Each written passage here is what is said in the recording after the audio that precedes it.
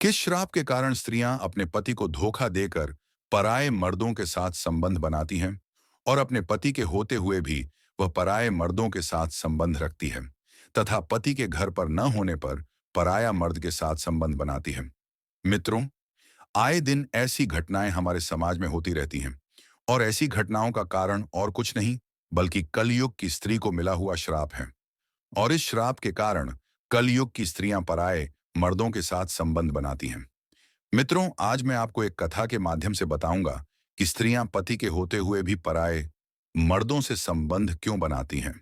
मित्रों, एक समय की बात है जब माता पार्वती भगवान शिव से मिलने जाती हैं और भगवान शिव से कहती हैं अपने पति के होते हुए भी पराये मर्दों के साथ संबंध बनाती हैं और अपने पति को धोखे में रखती हैं।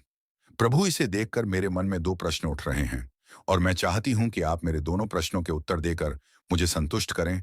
तो भगवान शिव मुस्कुराते हुए बोले, देवी, तुम्हारे मन में जो भी प्रश्न है मुझे बताओ। मैं तुम्हारे दोनों प्रश्नों के उत्तर देकर तुम्हें संतुष्ट करने का प्रयास करूंगा। तो माता पार्वती बोली, अपने पति के होते हुए भी पराये मर्दों से संबंध क्यों रखती हैं? और मेरा दूसरा प्रश्न यह है कि जो स्त्रियां अपने पति के होते हुए भी पराये मर्दों से संबंध बनाती हैं, उन्हें नरक लोक में कौन सी सजा मिलती है? तो भगवान शिव ने कहा है, देवी, आज आपने जो कलयुग की स्त्री के विषय में मुझसे प्रश्न किए हैं वह सत्य है कि कलयुग की स्त्रियां अपने पति के होते हुए भी पराये मर्दों से संबंध बनाती हैं। किंतु इसके पीछे कलयुग की प्रत्येक स्त्री को मिला हुआ एक श्राप है और इस श्राप के कारण कलयुग की स्त्रियां पराये मर्दों से संबंध बनाती हैं। वर्षों पहले घटित एक घटना है जिसे मैं तुम्हें एक कथा के माध्यम से बताता हूं, जिसे सुनकर तुम्हें पता चल जाएगा कि किस श्राप के कारण स्त्रियों पराये मर्दों से संबंध रखती हैं। किंतु था को पूरा मन लगाकर अंत तक सुना, क्योंकि इस कथा को जो स्त्रियां पूरा अंत तक सुनती हैं वह अपने जीवन में कभी भी पराये मर्दों के साथ संबंध नहीं बनती हैं। तो माता पार्वती ने कहा, सुनाइए। प्रभु, मैं कथा को पूरा अंत तक सुनेगी। तो कथा को सुनते हुए भगवान शिव ने कहा, एक समय की बात है जब कलयुग शुरू हो रहा था, तभी सोनभद्र देश में नल नाम के एक राजा रहते थे और वह सर्वगुण संपन्न राजा थे। लेकिन उनकी एक बहुत बुरी आदत थी, उन्हें शतरंज खेलने का बहुत अधिक शौक था। उसी काल में विदर्भ देश में भीष्म नाम के एक राजा राज्य करते थे। उन्होंने दमन राक्षस को प्रसन्न करके उनसे वरदान के रूप में 4 संतानें प्राप्त की थीं, जिसमें से 3 पुत्र और एक पुत्री थी। पुत्रों के नाम दमयंत दमन और पुत्री का नाम दमयंती था और दमयंती बहुत अधिक सुंदर तथा गुणवान थी। उसे समय तीनों लोकों में दमयंती के समान सुंदर कोई भी कन्या नहीं थी। फिर एक दिन की बात है जब राजा नल अपने महल के बगीचे में टहल रहे थे, तभी उनकी नजर वहां पर खेल रहे कुछ हंसों पर पड़ी। वह सभी हंस बहुत अधिक खूबसूरत थे और उनमें एक हंस तो बहुत ही मनमोहक था। उसे देखकर राजा नल बहुत अधिक मोहित हो गए और उसे हंस के पास जाकर उसको पकड़ लिया। तभी हंस ने राजा से कहा, है राजन, अगर आप मुझे छोड़ दोगे तो मैं तीनों लोगों की सबसे सुंदर स्त्री दमयंती के पास जाकर आपकी सुंदरता और गुनाह का ऐसा वर्णन करूंगा कि वह आपसे प्रेम करने लगेगी और आपसे विवाह कर लेंगे। उसे हंस की यह बात सुनकर राजा नल ने मन में सोचा, कितना अच्छा होगा यदि राजकुमारी दमयंती से मेरा विवाह हो जाएगा। इतना सोचकर राजा नल ने उसे हंस को छोड़ दिया। इसके बाद वह सभी हंस उड़कर राजकुमारी दमयंती के उद्यान में चले गए। वहीं दूसरी तरफ दमयंती हंसों को अपने महल के उद्यान में देखकर बहुत खुश हुई। फिर वह भी हंसों को पकड़ने के लिए हंस के पास गई और दमयंती ने भी इस हंस को पकड़ा जिसे राजा नल ने पकड़ा था। और जब राजकुमारी दमयंती ने उसे हंस को पकड़ा तो हंस राजकुमारी दमयंती से कहने लगा, हैरानी दमयंती, सोनभद्र देश में एक नल नाम के राजा रहते हैं और वह बहुत अधिक सुंदर है। ऐसा मानो वह साक्षात कामदेव का ही स्वरूप हो और यदि आप उनसे विवाह कर लोगी तो तुम्हारा जन्म सफल हो जाएगा, जैसे आप सभी स्त्रियों में सबसे अधिक सुंदर हो। उसी प्रकार राजा नल भी सभी पुरुषों में सबसे अधिक मनमोहक है, इसीलिए आप दोनों की जोड़ी उत्तम रहेगी। उसे हंस की यह बात सुनकर राजकुमारी दमयंती के मन में राजा नल से मिलने की इच्छा जाग उठी। फिर राजकुमारी दमयंती ने उसे हंस से कहा, प्रिया हंस, तुम राजा नल तक मेरा प्रेम संदेश पहुंचा दो। फिर हंसते लौटकर राजा नल को दमयंती का संदेश दे दिया। इसके बाद राजकुमारी दमयंती दिन रात राजा नल का ही ध्यान करती रहती थी। राजकुमारी दमयंती राजा नल से मिलने को व्याकुल हो रही थी, लेकिन उन्हें यह नहीं समझ आ रहा था कि वह राजा नल से मिले तो मिले कैसे। दिन रात राजकुमारी दमयंती राजा नल को ही याद करती रहती थी और खाना पीना भी नहीं खाती थी, जिसके कारण वह दिन प्रतिदिन कमजोर होती जा रही थी। फिर इस तरह कुछ वर्ष बीत गए और राजकुमारी दमयंती के पिता राजा भीष्म ने सोचा कि अब मेरी पुत्री विवाह के योग हो गई है, अब मुझे इसका विवाह कर देना चाहिए। फिर इतना सोचकर राजा भीष्म ने अपनी पुत्री दमयंती के स्वयंवर का आयोजन किया, जिसमें उन्होंने सभी देशों के राजाओं को स्वयंवर के लिए बुलाया। अब स्वयंवर का निमंत्रण मिलने के बाद सभी देश के राजा वहां पहुंचने लगे। उधर जब देवर्षि नारद से सभी देवताओं को भी दमयंती के स्वयंवर का समाचार मिला, तो देवराज इंद्र भी दमयंती के स्वयंवर के लिए निकल पड़े और राजा नल को भी संदेश भेजा गया था, तो राजा नल भी तुरंत ही दमयंती के स्वयंवर के लिए चल पड़े।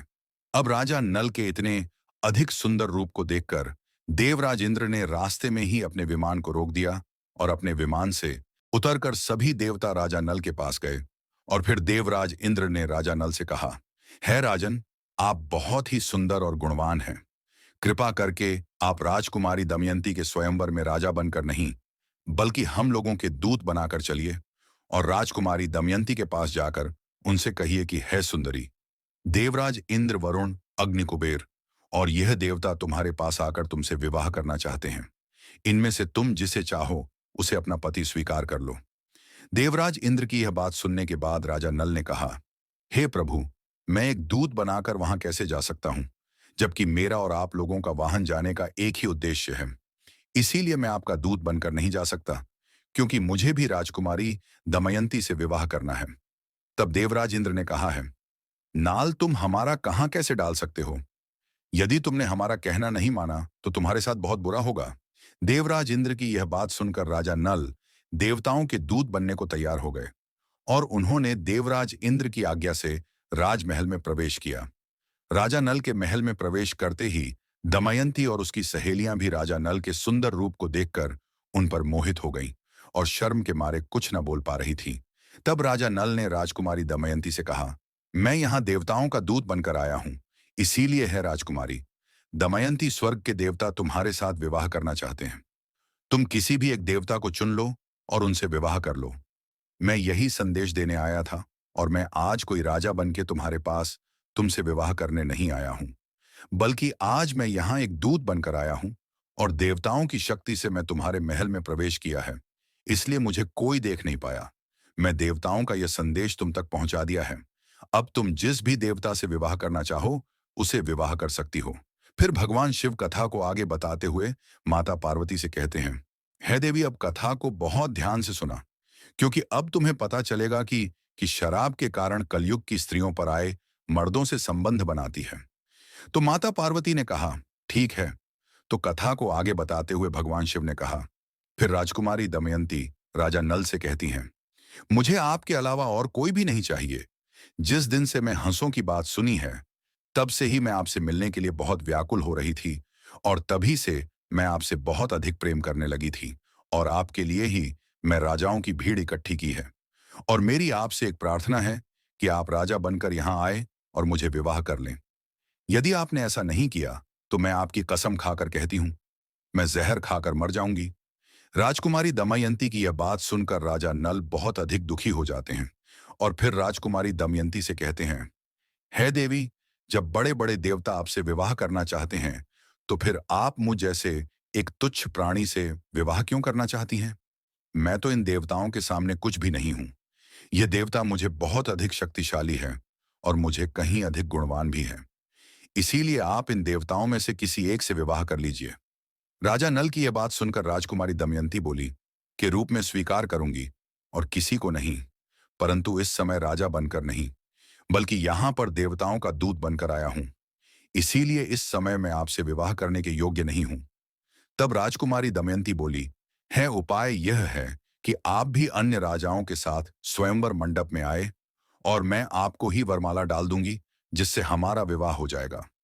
रानी दमयंती की यह बात सुनकर राजा नल वापस देवताओं के पास पहुंच गए और देवताओं के पूछने पर उन्होंने बताया कि वह रानी के पास तो दूत बनकर ही गए थे, लेकिन रानी दमयंती और उनकी सखियां सभी मुझ पर ही मोहित हो गई हैं।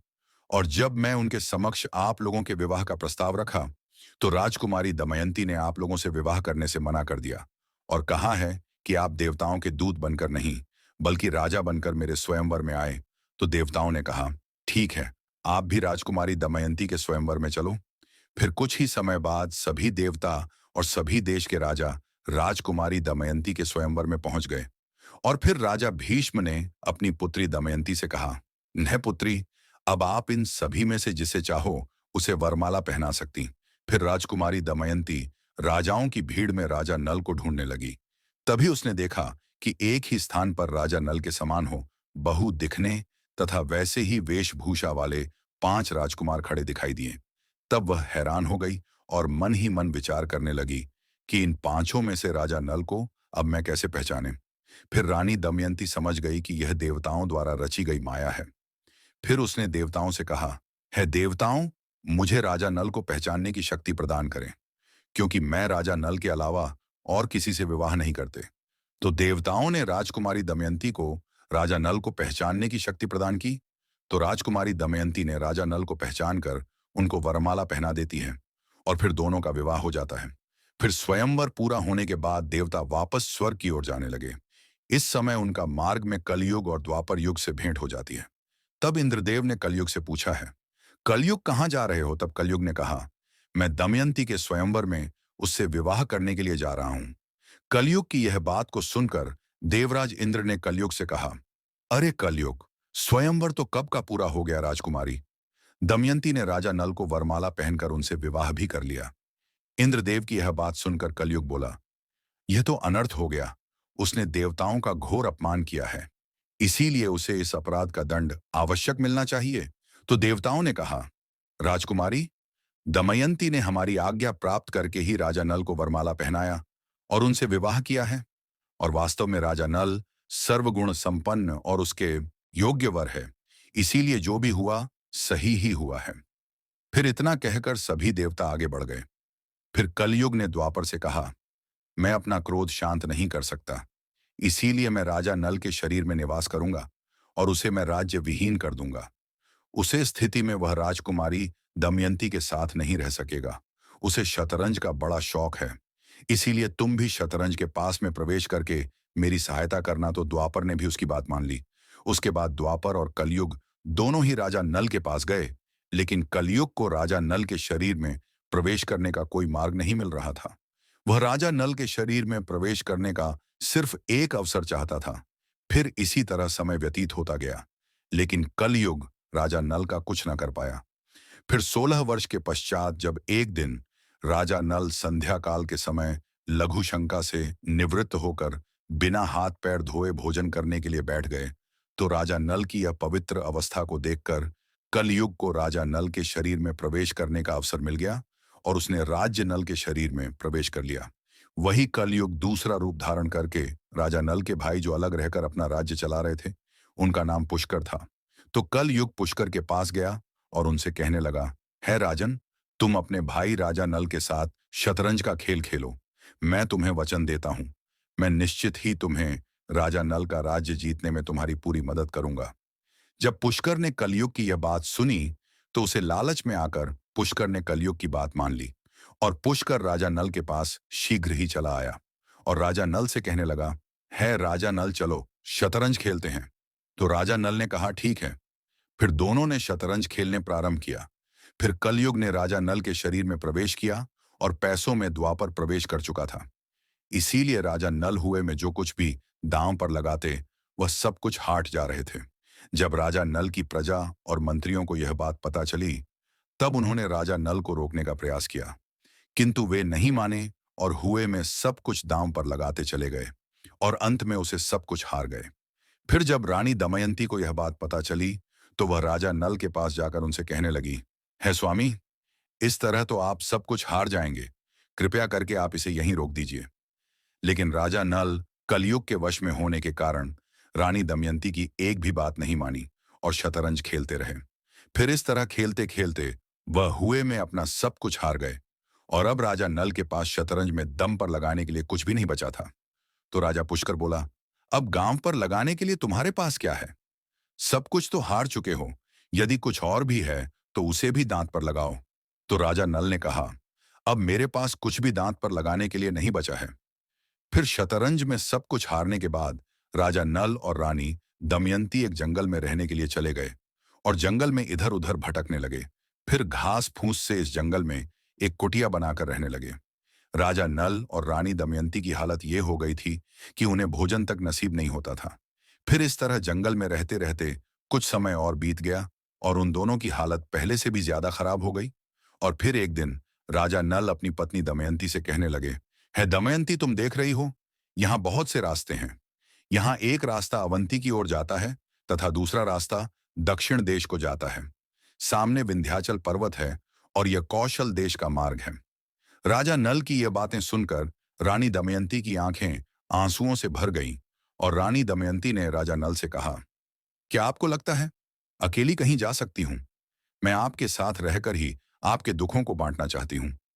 दुख में आपका साथ देना मेरा पहला धर्म है। राजा नल अपने मन में सोचने लगे, मेरी पत्नी मुझसे कितना अधिक प्रेम करती है और इसी प्रेम के कारण मेरे साथ साथ इसे भी दुख झेलना पड़ रहा है। यदि यह मुझे विवाह न करती तो इसे इतना अधिक दुख न झेलना पड़ता। फिर संध्या समय वे दोनों एक सुरक्षित स्थान को देखकर वहीं पर सो गए। कुछ समय बाद जब रानी दमयंती गहरी नींद में सो गई तो राजा नल अपने मन में सोचने लगे, यदि मैं इसे यहीं छोड़कर चला जाऊं तो यह चलते चलते अपने पिता के राज्य को चली जाएगी और इसे इतना दुख नहीं झेलना पड़ेगा। इतना सोचकर राजा नल अपनी पत्नी दमयंती को जंगल में ही सोता हुआ छोड़कर चले जाते हैं। फिर जब रानी दमयंती की नींद खुली तो उन्होंने देखा कि राजा नल वहां नहीं थे, तो उनको ढूंढने के लिए वह जंगल में इधर उधर भटकने लगी। तभी उसे एक शेर दिखाई देता है, तो वह शेर को देखकर डर जाती है और जोर जोर से चिल्लाने लगती है। तभी उसके चिल्लाने की आवाज एक शिकारी को सुनाई देती है।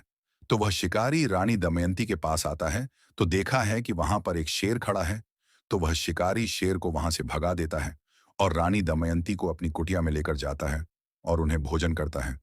फिर शिकारी रानी दमयंती के सुंदरता को देखकर उन पर मोहित हो जाता है और रानी दमयंती से मीठी मीठी बातें करके उसे अपने वश में करने की कोशिश करने लगा।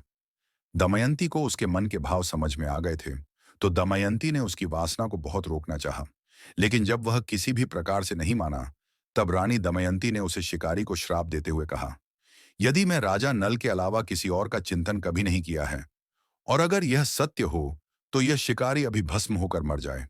यह मेरा श्राप है रानी। दमयंती के इतना कहते ही वह शिकारी तुरंत मर जाता है।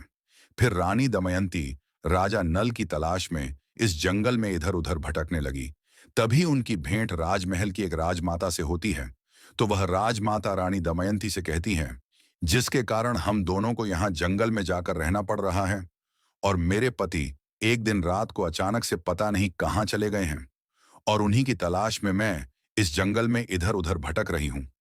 रानी दमयंती की यह बात सुनकर राजमाता को उसे पर दया आ जाती है और फिर राजमाता उसे अपने महल में लेकर जाती है और उसे कहती है, आपके महल में रहने लगती है।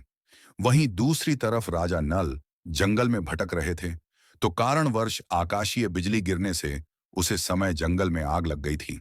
तभी नल को किसी के चिल्लाने की आवाज आई तो वह उसे तरफ दौड़ पड़े और वहां पहुंचकर राजा नल ने देखा कि नाराज कुंडली मारकर बैठे हुए हैं। तो राजा नल ने उसे नाराज से कहा, है नाराज, आप कौन हो और इस तरह यहां पर क्यों बैठे हुए हो? तो नाराज ने कहा, है राजन, मैं कारक कोटक नाम का सर्प हूं। मैं नारद मुनि को धोखा दिया था, इसलिए उन्होंने मुझे श्राप दे दिया था कि जब तक राजा नल तुम्हें ना उठा ले अब तक तुम यहीं पड़े रहोगे। राजा नल के उठाने पर ही तुम्हें इस श्राप से मुक्ति मिल पाएगी। उनके श्राप के कारण कई सालों से मैं आज भी यहां से एक भी कदम आगे नहीं बढ़ा हूं। है राजन, तुम मेरी रक्षा करो। मैं सिर्फ देखने में ही बड़ा हूं, किंतु मैं अपने शरीर को छोटा भी कर सकता हूं। फिर इतना कहकर नागराज ने अपना शरीर छोटा कर लिया। इसके बाद राजा नल उसे सर्प को उठाकर जंगल से बाहर ले आए। फिर कारक कोटक ने कहा, है राजन, तुम अभी मुझे जमीन पर मत रखना, पहले तुम कुछ कम गिनकर चलो।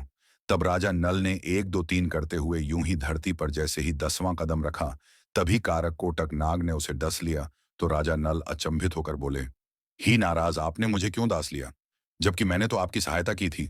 तो नाराज बोला, है राजन, तुम्हें कोई पहचान ना सके, इसीलिए मैंने दस कर तुम्हारा रूप बदल दिया है। कलयुग ने तुम्हें बहुत दुख दिया था, अब मेरे विश्व के कारण वह तुम्हारे शरीर में कोई भी दुख प्रवेश नहीं कर सकेगा और तुम अब निडर हो गए हो।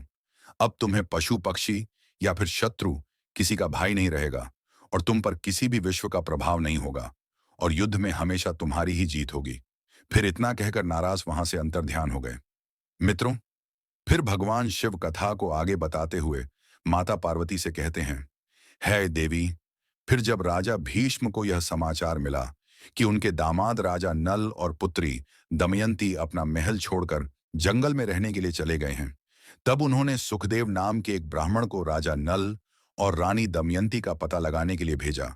तो सुखदेव रानी दमयंती को ढूंढते ढूंढते इस महल में जा पहुंचा जहां पर रानी दमयंती रहती थी। फिर वह रानी दमयंती के पास गया और उनसे कहने लगा, मुझे तुम्हारे पिताजी ने भेजा है और कहा है कि तुमको और तुम्हारे पति राजा नल को मेरे दरबार में लेकर आओ। तो रानी दमयंती ने उसे सारी बात बताई और कहा कि मैं इधर उधर भटक रही हूं। दमयंती की यह बात सुनकर सुखदेव राजा भीष्म के पास जाते हैं और उन्हें सारी बात बताते हैं।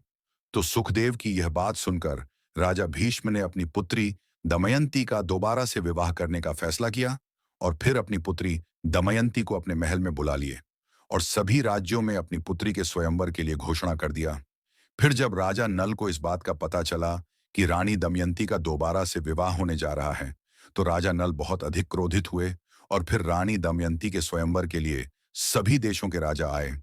तभी राजा नल भी वहां पर पहुंच गए और जैसे ही रानी दमयंती ने राजा नल को देखा, तुरंत ही उन्हें गले लगा लिया और अपने पिता से कहने लगी, मैं अपने पति के साथ ही रहना चाहती हूँ। किंतु राजा नल को इस बात पर बहुत अधिक क्रोध आ रहा था कि मेरे होते हुए रानी दमयंती का विवाह दोबारा क्यों कराया जा रहा था। इसी बात से नाराज होकर राजा नल ने रानी दमयंती को श्राप देते हुए कहा, है रानी दमयंती, जिस तरह तुम मेरे होते हुए दूसरे पुरुषों की ओर आकर्षित हो गई थी, इसी तरह कलयुग की प्रत्येक स्त्री अपने पति के होते हुए भी दूसरे पुरुषों की ओर आकर्षित हो जाएगी और अपने पति के होते हुए भी पराये मर्दों से संबंध रखेगी। मित्रों, फिर कथा को आगे बताते हुए भगवान शिव माता पार्वती से कहते हैं, है देवी, यही कारण है कि कलयुग की कुछ स्त्रियां पति के होते हुए भी पराये मर्दों से संबंध बनाती हैं। प्रभु, इससे बचने का कोई उपाय बताइए और अपने पति के अलावा पराये मर्दों को आंख उठाकर नहीं देखना चाहिए और अपने पति का हर परिस्थिति में साथ देना चाहिए। पति अमीर हो या गरीब, किंतु अपने पति का साथ कभी नहीं छोड़ना चाहिए। और तुम्हारा दूसरा प्रश्न था कि जो स्त्रियां पति के होते हुए भी पराये मर्दों से संबंध बनाती हैं, उन्हें कौन सी सजा मिलती है। तो समझ लो, जो स्त्रियां पति के होते हुए भी पराये मर्दों से संबंध बनाती हैं, उन्हें जीवन में कभी भी सुख नहीं मिलता है और मृत्यु के बाद उन्हें सूअर का जन्म मिलता है। मित्रों, आपको यह कथा कैसी लगी, हमें कमेंट करके जरूर बताएं। तो बोलो, जय भोलेनाथ, हर हर महादेव।